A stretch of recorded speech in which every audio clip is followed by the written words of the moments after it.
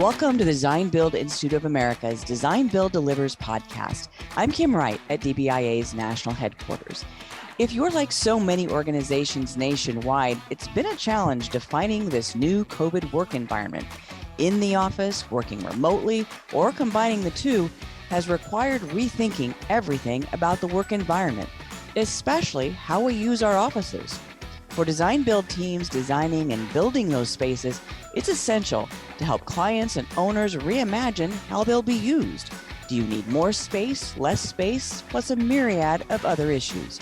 Today we'll talk to one team that faced this challenge in the midst of COVID, beginning to redesign new office space before COVID hit, making the transition during the pandemic, and then making it work every stage in between. But before we get started, DBIA offers our special thanks to USCAD for partnering with us to bring you this year's episodes of Design Build Delivers. So now let's talk about Rethinking the Office with Rick Del Monte, Beck Group Partner Emeritus and Principal of R&D Architecture, Michael Kaiser, Beck's National Design Director, and Natalie Terrell, Beck's Sustainability Director.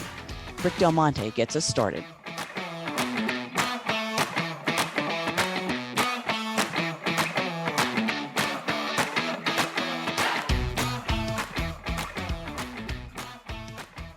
So we had been in an existing space for 15 years and were approached by a developer who had an empty building, 80s office building, and he had redone the lobby, but everybody walked in and said this is an old 80s office building, and he wanted a new tenant that he thought would do a really cool space that he could then show off and rent the rest of this 52-story building. And so he came and made us basically an offer that we could not refuse. And so it was like, $18 a square foot plus a couple $100 build out allowance. So at that point we decided, okay, we're going to go move into this new space, and we began this process a couple years before COVID hit.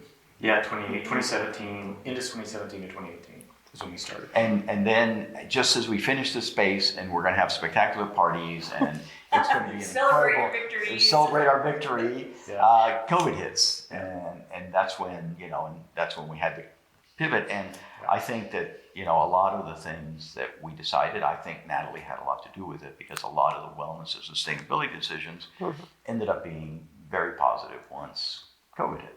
Mm-hmm. And there were, so an example of that, we pursued a LEED certification and a Fitwel certification.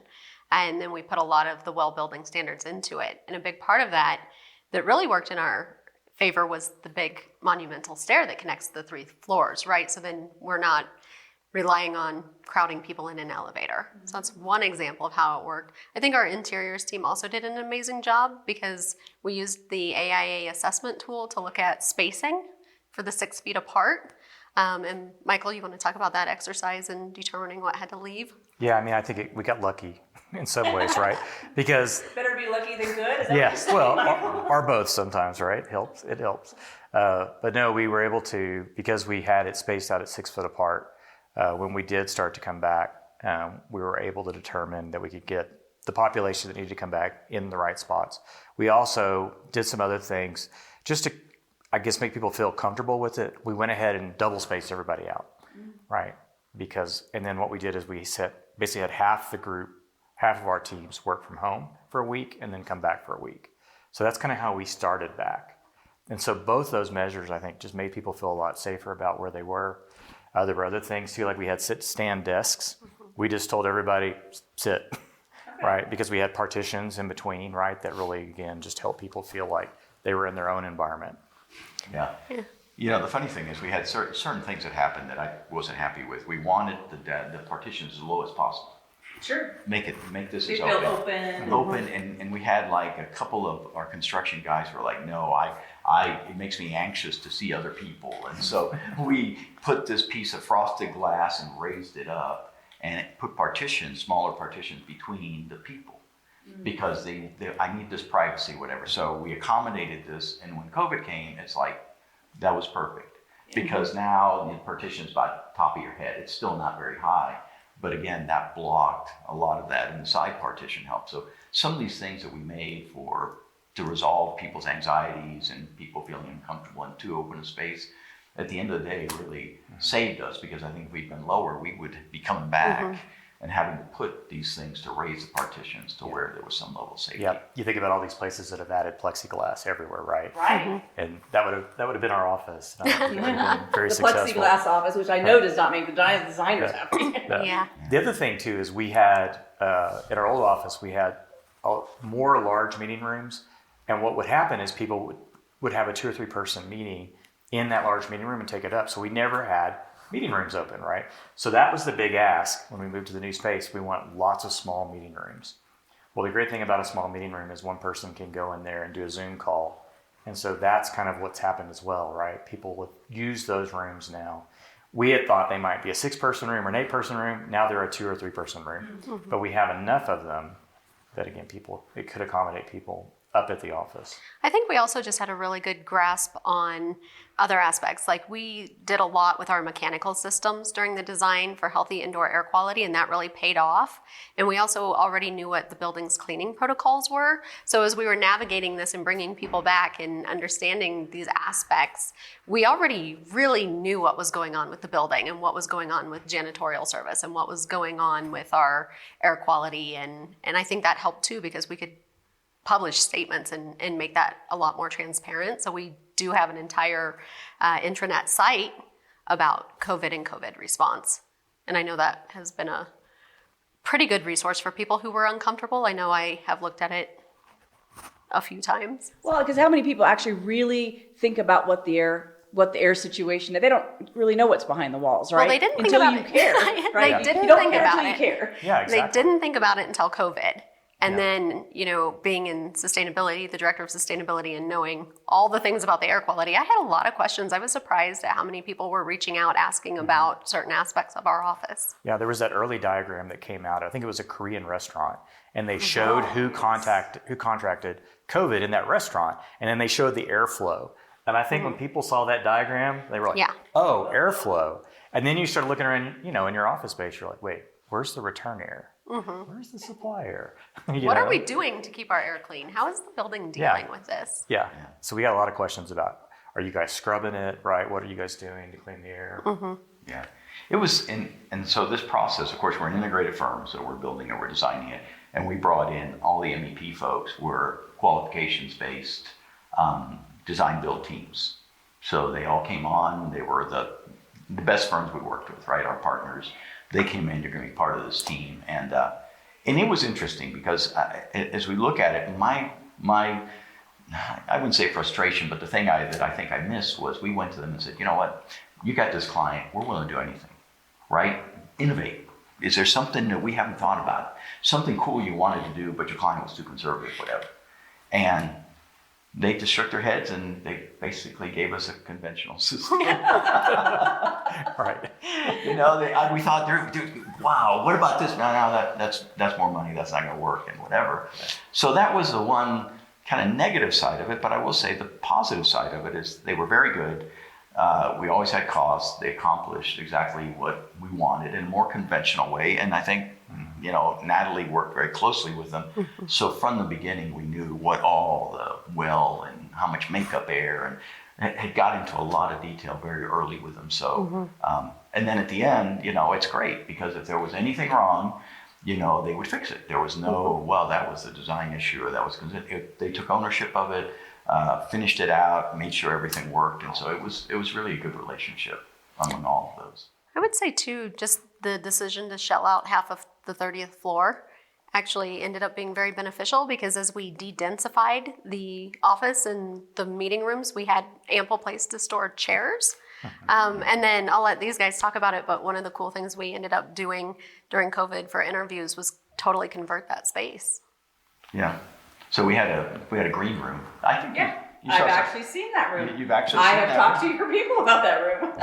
Yeah, and the thing that I would say is if you do not give yourself some surplus, a little bit of extra, and you plan this thing down like some of our clients do, and we're going to make the desk as tight as we possible, and we're not going to waste any space, you would be in trouble in COVID. And it was the fact that we went to 6 feet on the desk, we opened things up, we had space that we could use to shell out, to store things, to do this video conferencing. that extra room, the conference rooms that we made bigger, all that kind of stuff allowed us the flexibility to deal with COVID. Had we really planned this down as tight as we could, where would you go? I mean, I think it would have made things much more difficult. Are you looking to break away from legacy techniques and seize new competitive differentiators? USCAD helps forward-thinking AEC firms, many ranking on ENR top lists, generate new revenue streams by shifting to Autodesk AEC technology. To learn more, book a free 30-minute consultation at uscad.com/DBIA. That's uscad.com/DBIA.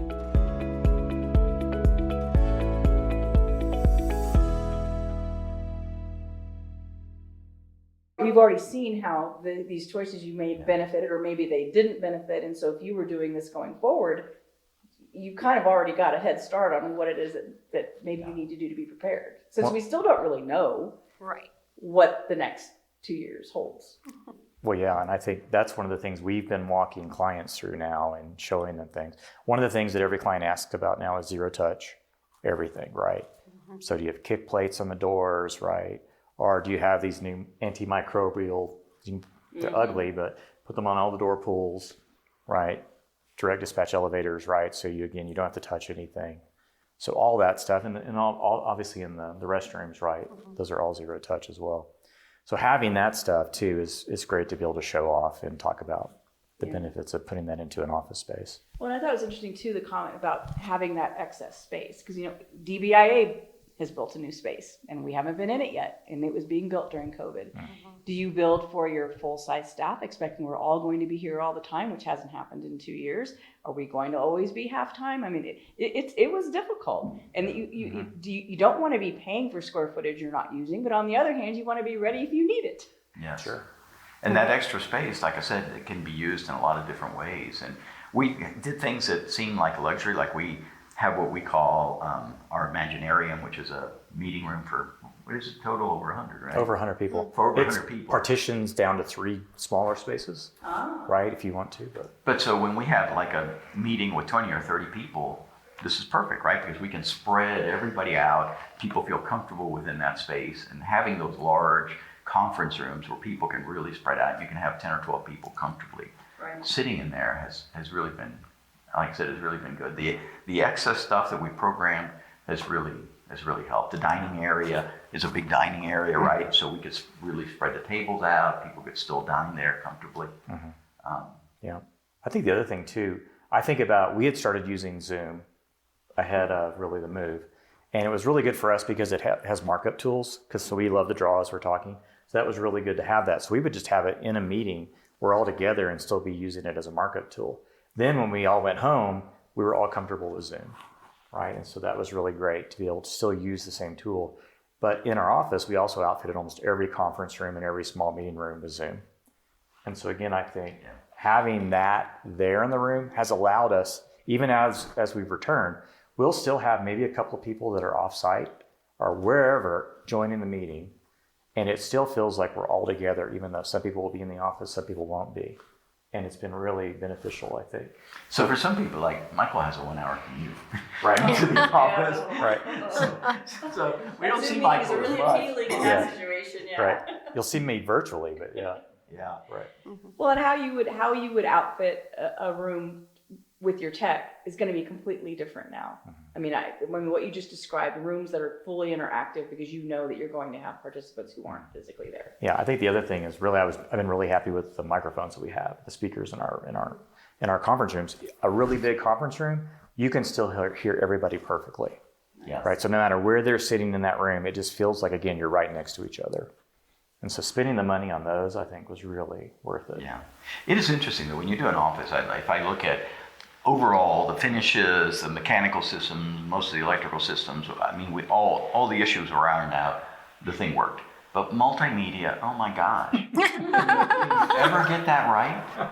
Well, it changes constantly. But there's always like microphones out of this camera, or we never got this coordinated, and the fancy iPad that's going to control everything people unplug them. Yep. Our people unplug them. Yeah, right, exactly. They don't charge the battery on the iPad. Set up the way they found it. Yeah. Right. Yeah. We were also able to put like hand sanitizers and disinfectant and everything in the room. We found nice little shelves and stuff that we could add. Yeah. And honestly, we made those more like a permanent fixture. And so it's just a hygienic thing now moving forward. Everyone's used to it. Everyone's used to using them. We did a virtual walkthrough of the office, and that was one of a facilities guy. That was his big question, was like, where did you get those? That's great. Yeah, so we might do more customization of those now, right? Because those were some off-the-shelf things I think we found. Yeah. But really kind of integrating those things now into by the light switch, right? Like we've all had to put trash cans near the exit door of a restroom, right? Because no one wants to use those dryers anymore, right? It's all got to be paper, and you got to throw it somewhere. And it's kind of a give and take, because there's some stuff that we did in our office to be very sustainable that we've had to backtrack on. So a good example of that is like the reusable silverware. The silverware is all like plasticware now, individually wrapped, and all the paper plates and cups and stuff that we had gotten rid Actually, of. retro. We brought them back just to help make everyone feel safe in the office. But I don't know if this had happened, 6-7 years ago even, we would have been in trouble. Yeah, I can't imagine. So all the design staff, we all have iPads, we all have with pencils, and so when we're doing Zoom calls, our ability to put up a drawing and multiple people mark it and offer criticism, think about a wall over here, what if the elevation did that? That sharing that we were able to do, and we'd already, as Michael said, done some of it, but we as soon as it hit, we had a major competition this is like an $80 to $100 million church in Korea.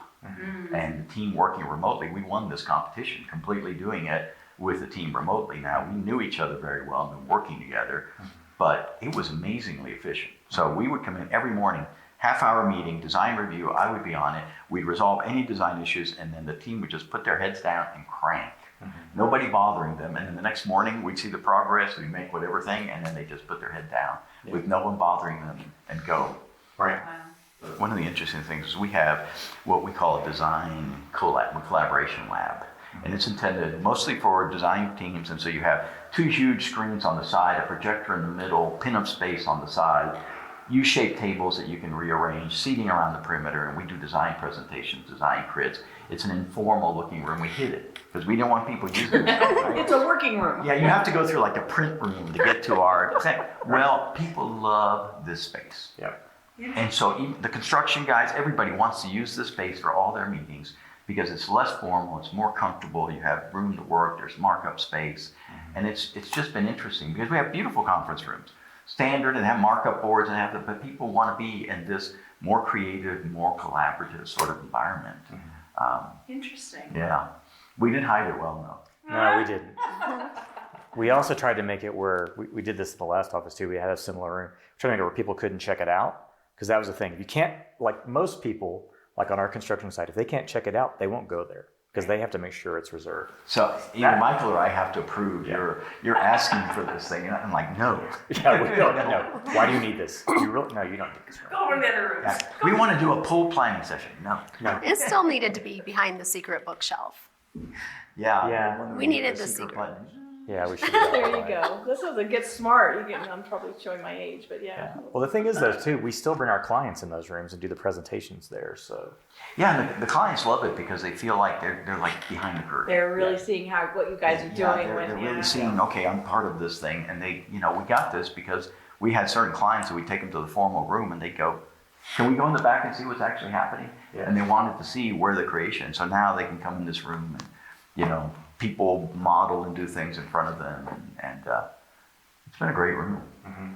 What's the biggest takeaway for someone who's contemplating their office space? If they're moving, whatever they're doing, what's the number one thing they've got to look at in this still transitional environment that we're not quite sure where we're going, but we know where we are? I would say flexibility, honestly.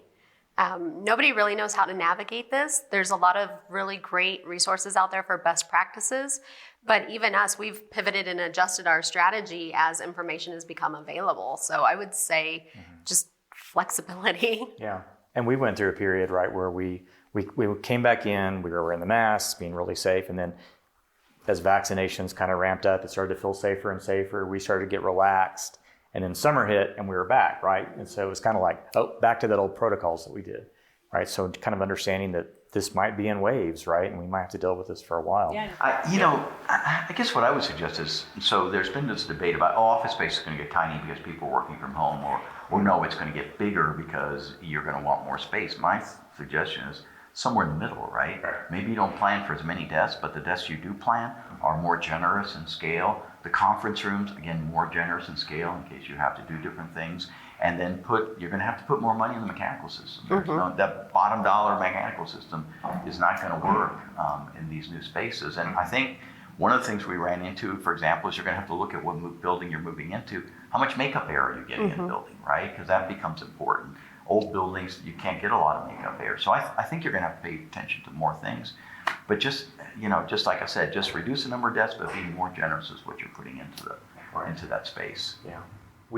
In our own space too, as we designed it, we wanted to have double the amount of collaboration seats to kind of a home-based seat. So that meant that you could go to the cafe and work. You could we had a space where we called it like the Blue Works, like a WeWork style, kind of just big kind of community space. You could go over there and work.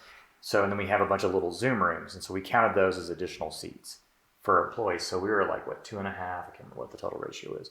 But I think that's still, a good thing to look at today, right? Don't just think about the desk seat. Think about the other opportunities for people to kind of spread out and go and work in different places, because I think that's definitely something that we've seen. People are comfortable working from home. They can work from a Starbucks. They can work from anywhere. Thanks again to Rick, Michael, and Natalie for joining us.